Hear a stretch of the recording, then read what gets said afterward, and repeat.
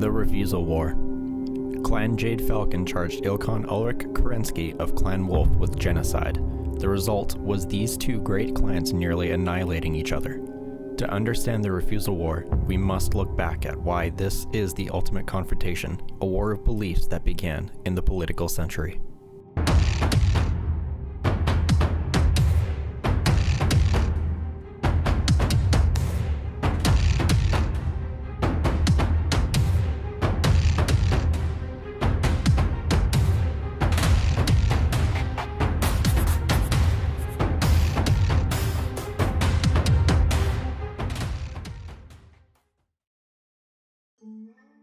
After the clans enjoyed a golden century of growth that saw their technology, industry, populations, and military reaching the peak, the political century began.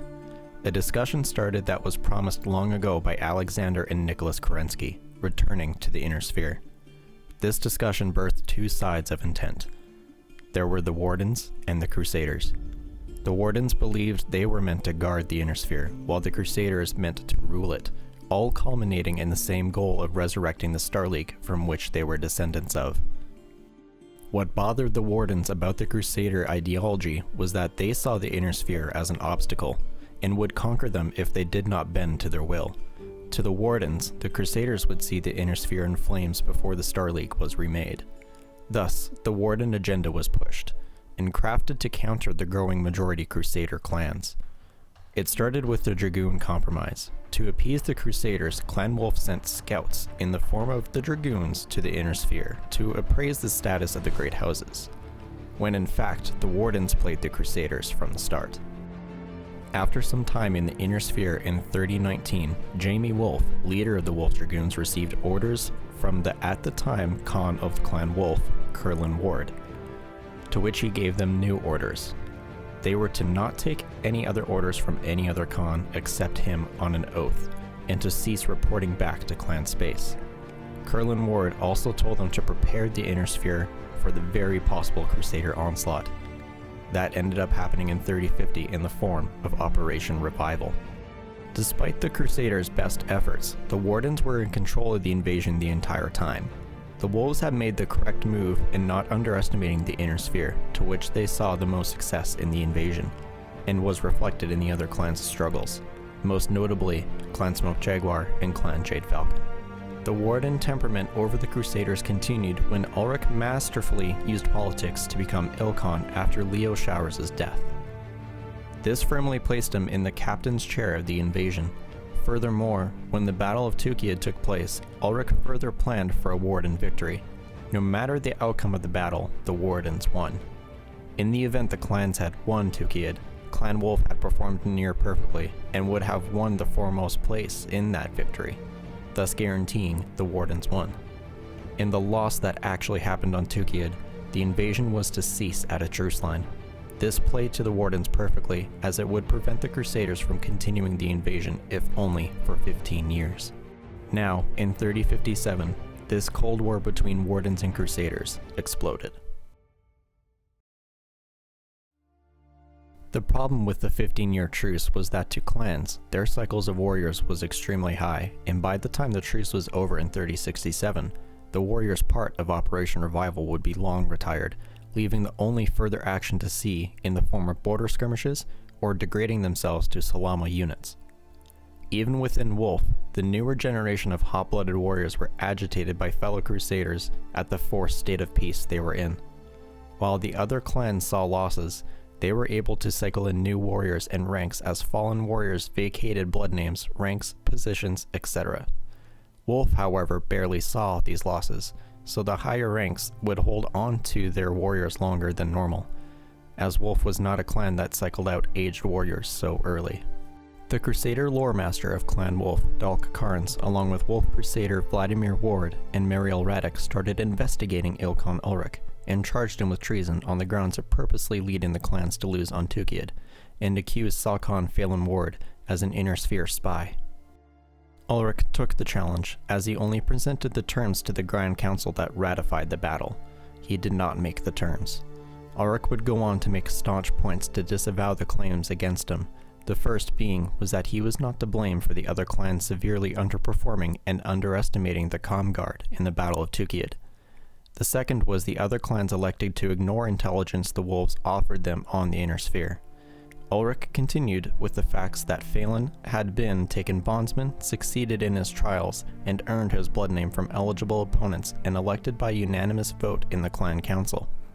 He finished by saying that as Ilkhan, he invoked his rightful authority to dismiss the charges out of hand. However, Ulrich did not expect a third charge to be brought up by Karns in the form of conspiring to destroy a clan's heritage. Even this shocked Vlad Ward, as did the other Crusader clans in the Grand Council. This was the most serious charge in clan history, and it was only brought in once before with Clan Wolverine supposedly destroying a genetic repository with a nuclear weapon. This charge put Ulrich on the same level as Stefan Amaris, the usurper. While the charges against him were circumstantial at best, it was, however, successful. Being a charge of genocide, Ulrich could not dismiss this claim as he had the others. However, Ulrich was always a master of strategy.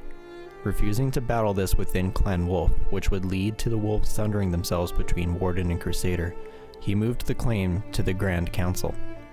This way, Wolf would be pressured externally, which would help the unity of Wolf behind NATASHA KERENSKY and Phelan Ward.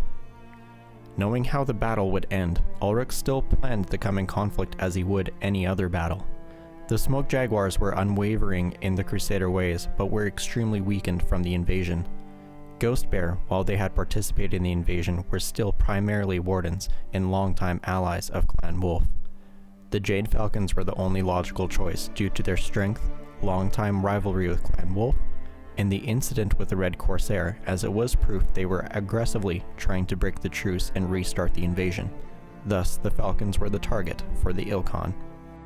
The charges were brought forth to the council by Clan Jade Falcon, despite Phelan making an inspiring speech that all but exonerated Ulrich of the charges. However, Ulrich was still deposed as Ilkhan. Despite the actions, the Crusader clans never had any intention of pressing the genocide charges, and the truce would be repudiated legally. While they expected Ulrich to return to a lesser position in Clan Wolf, and the invasion would restart. Instead, Ulrich called a trial of refusal against his guilty verdict. Normally, a trial is warrior between warrior, and at most cluster-sized forces. Ulrich bid the entirety of Clan Wolf in his defense.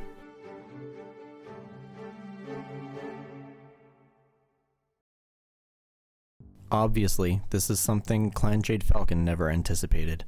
Ulrich, now Star Colonel, but still followed unquestionably by NATASHA and Phelan, had essentially all but declared a trial of annihilation against Clan Jade Falcon. Win or lose, Ulrich would once again secure a victory for the Wardens. The result of this trial would either secure annihilation or cripple the strongest Crusader clan and send Warden Wolf elements into the Inner Sphere for safety. This would ensure the clan's survival. Placing Crusader wolves in his own personal galaxy, Ulrich forced Crusader wolves against Crusader falcons in a war of mutually assured destruction. With protest, Phelan was sent to the Inner Sphere with a galaxy of Warden elements at the order of Ulrich and NATASHA and established a safe zone for the Wardens. The Refusal War was a brutal conflict, with the Falcon battle plan outplaying the Wolves. While the Wolf Toman saw victory, it came at great cost and played to the Falcon Saucon Vander van Chistu's plans. He placed less experienced Falcons at the front to wear down the Wolves. On Twycross, Con NATASHA KERENSKY found herself unable to counter the Falcon garrison force consisting of second-line troops and the reformed Falcon Guard. Ordering the bulk of her forces to rejoin Ulrich, NATASHA elected herself rear guard and challenged Falcon Star Commander Joanna. Unfortunately, NATASHA was slain from a direct hit to the cockpit, which left her direwolf as a silent statue to the famous Black Widow. Ulrich managed to reach Wotan, the Falcon occupation zone capital, in 3057. Ulrich's forces battled Chistus, and their respective command stars fought each other.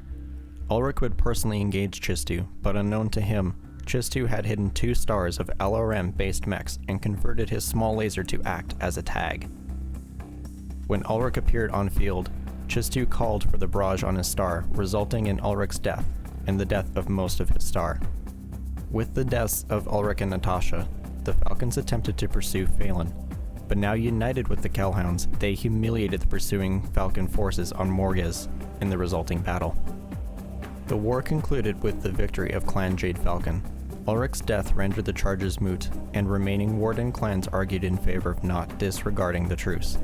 Either way, to Ulrich's plan, the Falcons were in no shape to resume the invasion. They instead took the step of declaring a trial of absorption on Clan Wolf. With no clear leadership, no wolf warrior stood in the way when Falcon Khan Elias Critchell stated that they needed to band together to stave off the predatorial nature of the other clans. This changed when Vlad Ward, who had been in Ulrich's command star, emerged from his downed Timberwolf with the assistance of Marielle. He knew the event of dishonor between the Falcons and Ulrich and declared himself the sole witness of Vander von Chistu's cheap tactic. Vlad called a trial of refusal and defeated Chistu, killing him. Critchell released the wolves and named them Clan Jade Wolf.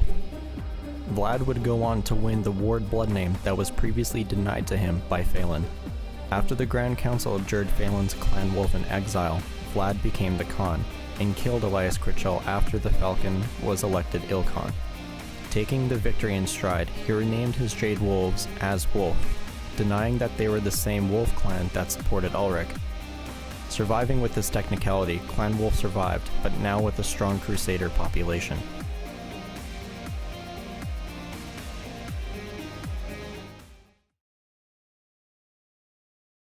Phelan's wolves made a deal with Morgan Kell, and made an enclave on their world of operations of Ark Royal. Clan Wolf in Exile was 3 galaxies large, made up of Phelan's refugees and Ulrich's surviving guards meant to secure Phelan's escape. Phelan, however, received a gift post-dated from Ulrich in the form of a new blood name so that he may continue to serve as Khan under clan law. It was Kell, his former surname.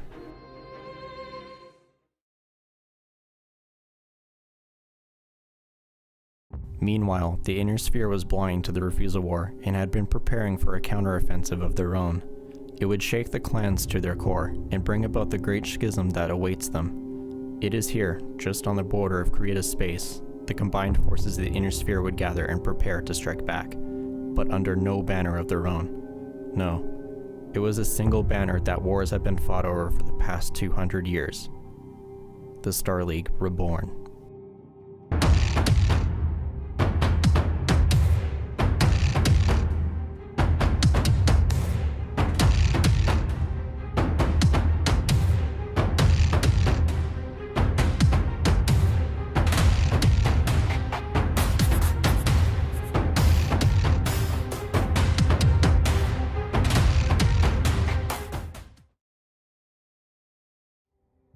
Thank you guys so much for watching. I did a return to form in more of a book reading type lore video because most people seem to like that style, so hopefully it was dramatic enough for your liking.